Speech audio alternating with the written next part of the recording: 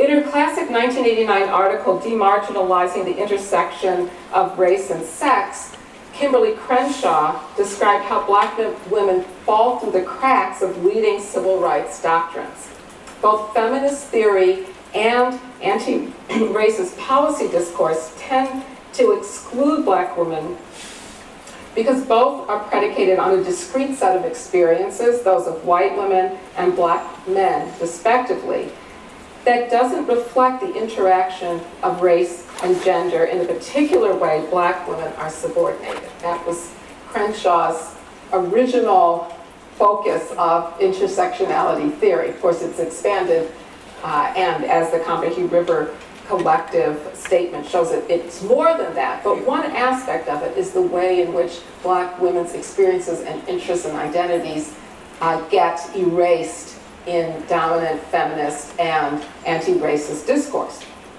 Now, 27 years later, as director of the African American Policy Forum, Crenshaw has been calling, once again, attention to the same problem in the media's reporting of police brutality and in President Obama's My Brother's Keeper initiative, starting the Say Her Name campaign to insist on recognizing the names of black women and girls killed by the police. This treatment of black women goes beyond erasure to downright hostility, what Moya Bailey coined in 2010 as misogynoir, to describe the unique ways black women are pathologized in American popular culture. Other women on Black Twitter have applied the term to the particular hatred directed at black women who resist sexual stereotypes and repression. Feminista Jones told The Guardian that she has experienced this backlash most often from black men. Quote, "In my campaigning on street harassment, I've been targeted because I'm a black woman who is vocal. They don't go to anybody from Holla Back or Stop Street Harassment, those are campaigns run by white women. They will say I'm a traitor and call me a tool for white supremacy, just because I'm calling out their very targeted misogynoir." Over the last several years, an anti-abortion billboard campaign in cities like Atlanta, Chicago, and New York literally reiterated the message that black women's wombs are dangerous. The most dangerous place for an African American is in the womb. Same message I've been talking about, right? And also the companion message that black women are committing racial genocide when they have abortions. Again, this idea that black women who seek control of their bodies are are traitors to the race. Meanwhile, many white women, even some feminists, seek liberation by appropriating black women's sexy looks and moves. Think Rachel Dolezal, Miley Cyrus, you think of others, but fail to center black women's experiences and keep black women from taking the lead in political organizing. Some continue to support coercive birth control and foster care policies that pit responsible, liberal, middle-class white women against irresponsible, low-income black women and girls in need of their benevolent protection. And here, you want some examples of that.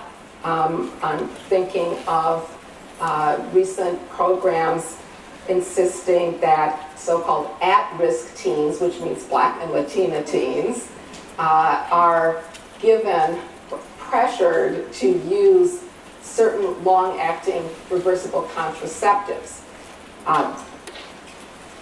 because their pregnancies are a social problem. And I'm also thinking of some advocacy by white liberal women to free, so-called free black children from their mothers in order to allow them to be transracially adopted.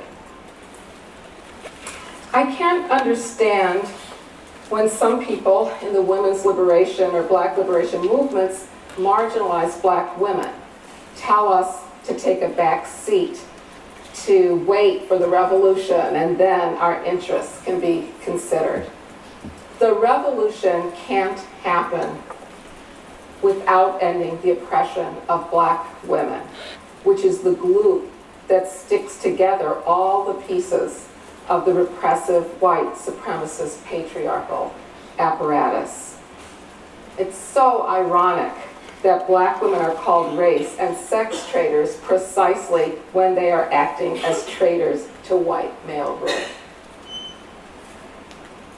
Now, despite the weight of centuries of vilifying stereotypes, dehumanizing institutions, punitive policies, and misogynoir, or maybe because of it, black women have resisted.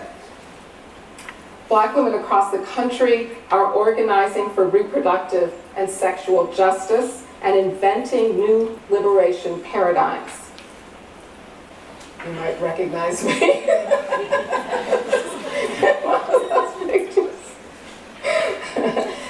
I love this march. I recently wrote a piece in Dissent about how the left can win the struggle for reproductive rights. And I said, I was thinking about when was the last time I felt like we could win. And it was on this march. And part of the reason was because black women took over the march. It was a march for choice. And Loretta Ross at Sister Song became sort of the national coordinator, and we brought in busloads and busloads of black women and changed the whole focus from a focus on basically giving middle-class white women more choices to a social justice movement that was needed to save women's lives. Black feminists have been at the forefront of transforming thinking about sexual and reproductive freedom from this framework of choice, which offers very limited protection against state interference, if any, and only for the most privileged women, to a framework of justice, social justice, what we call reproductive justice, RJ. They came out of movements against violence and sterilization abuse, as much as abortion rights, and out of grassroots organizing as much as professional reproductive rights organizations. Reproductive justice places sexual and reproductive health and decision-making in their political context of racism, sexism, homophobia, and economic oppression. And it treats the fight for sexual liberation as part of a broader struggle for social justice. In 2011, Sister Song Women of Color Collective for Reproductive Justice held a national Let's Talk About Sex conference in Miami. And sexual liberation has always been a key part of reproductive justice organizing. And there, hundreds of black women and other women of color came together to discuss strategies for contesting repressive social policies and building our own vision of sexual freedom. Sister Song and other reproductive justice organizations have launched a campaign called Trust Black Women to counter the anti-abortion billboards. And I love this idea of Trust Black Women because it so contests the ideologies that have held that black women have to be managed, that they can't make decisions for their own bodies, for their children, for their communities. This is a big billboard that Sister Reach put up in Memphis.